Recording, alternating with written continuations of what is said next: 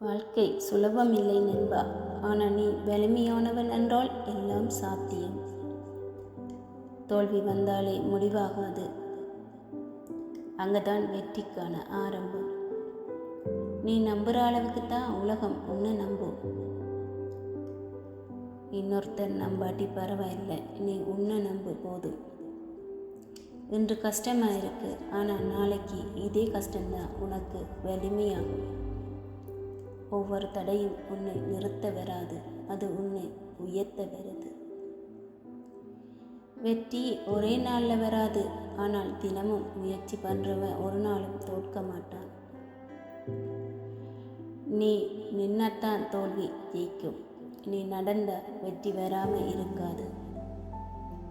நேற்று உன்னை யாரும் கவனிக்கலைன்னா பரவாயில்லை, நாளை உன் வெற்றி எல்லாரையும் கவனிக்க வைக்கும்.